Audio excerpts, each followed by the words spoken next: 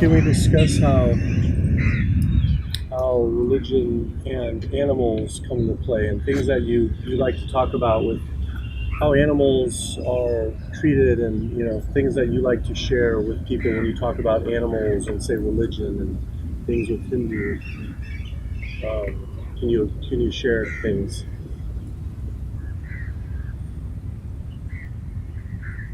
Well, you see, when you say religions, just for the sake of the conversation, I would want to divide them into two streams. One, the Abrahamic stream, and the other, the Indian one. So, the Judeo Christian view is that God has dominion over man, and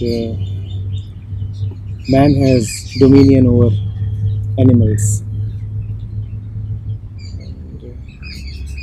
Something similar also comes up in the third Abrahamic religion, Islam, which talks about Allah having created all the animals, fish, insects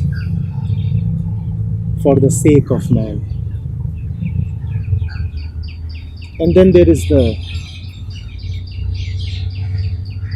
view of Hinduism, Buddhism, Jainism, Sikhism, which talk of ahimsa, ekatva, which is non-violence, oneness.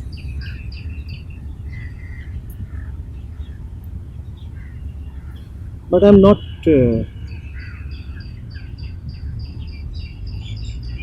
really convinced that when we use the word religion, we must really talk of the view that organized religions take of this matter.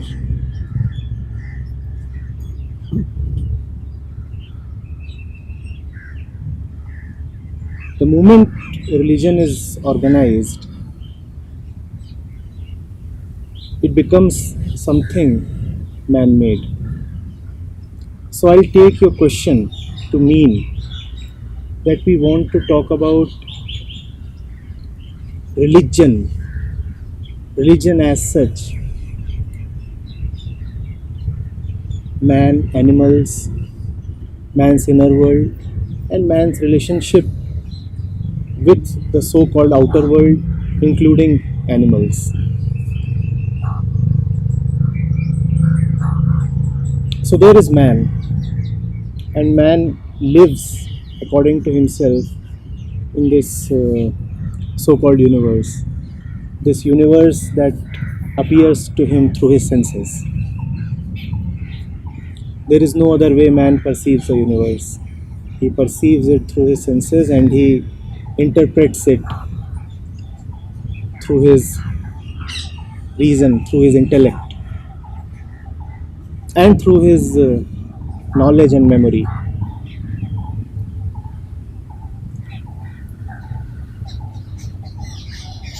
Now, how does man relate with the world? How does man know what to do, how to approach, how to touch, how to live, how to eat, how to talk, how to connect? That to me is the essence of religion. Man's relationship with himself and the world. That is religion, and that is also the essence of all organized religions.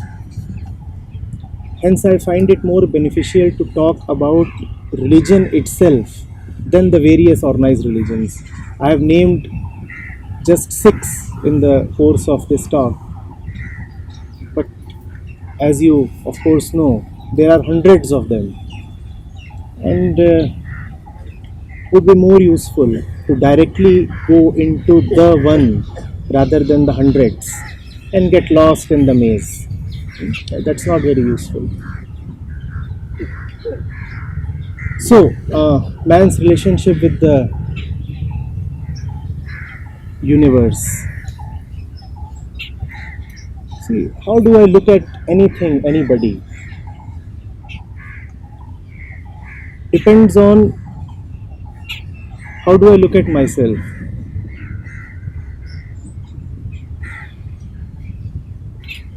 If there is a pool of water and I am playful, then the pool of water is sport for me. If there is a pool of water and I have a phobia of water, then the pool of water is danger for me.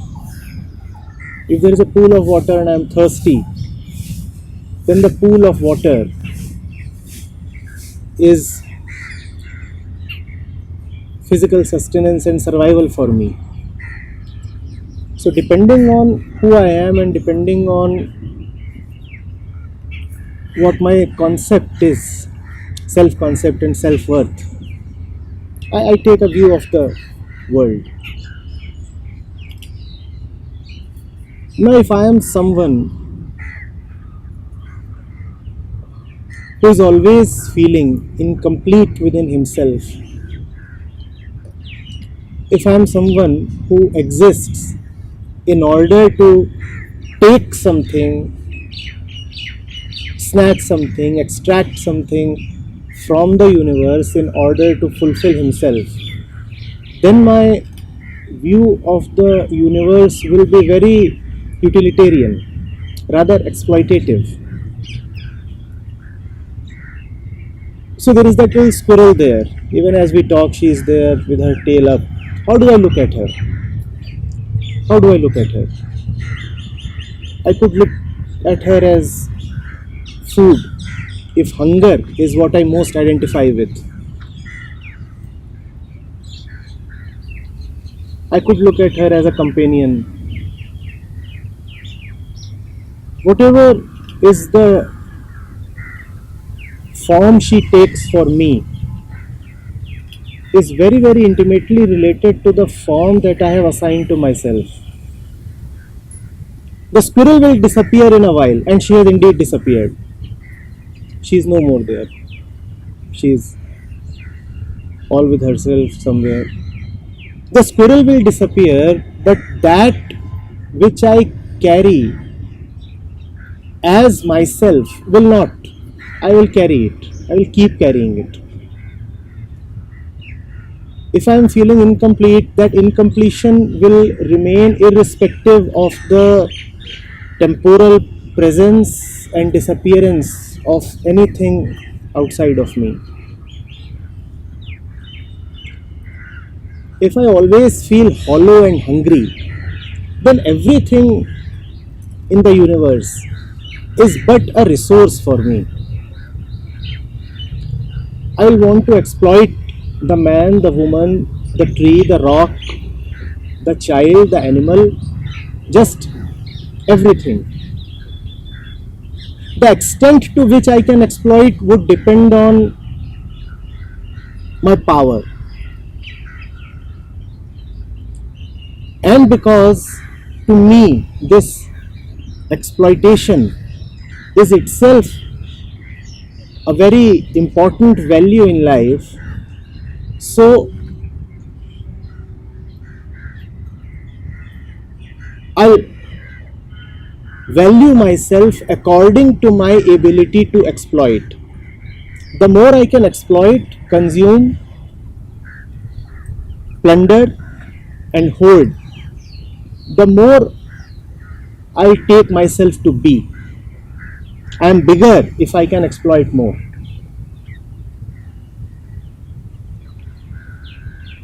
I am higher, I am more worthy, more respectable if I can draw more from the universe.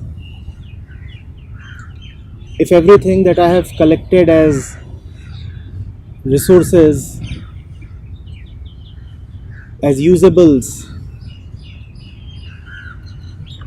are bigger, more numerous,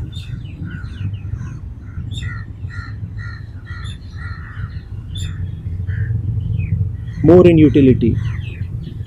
If that is how I value myself and I respect myself, then outside of me also I will have value only for that which can exploit. Not to exploit. As a human being, you require the intellect. Animals outside of me do not have that. At least not in the same way as human beings have. Their consciousness does not proceed on the same basis of rationale as a human being's does. Their capacity to exploit is far more limited, even assuming that they might have an intention to exploit, which, as per me, really either does not exist or is extremely limited. So, if I value myself according to my capacity to exploit, I will not value the one outside me who cannot exploit, who does not have the intellect or the intention to exploit. So, there will be very little respect for the chirping bird. For I can respect her only if she has power, because I respect myself only when I have power. Some kind of power, power of knowledge, power of wealth, power political, power social, any kind of power. The bird outside of me appears to have so little power. So it is laughable. I can go pick her up,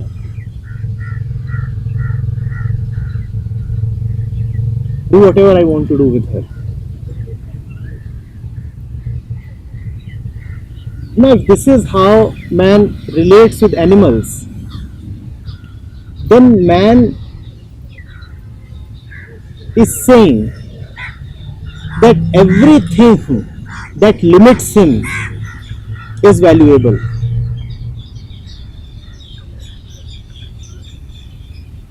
We are on the issue of religion. So we have to go into that which we call as an immensity, as God. Now man is proud of his intellect. All exploitation proceeds on that. And in fact, one of the reasons why animals are taken as fit for exploitation is that they really are not rational beings. So it is said that we can do as we want to do with them because they are lesser beings.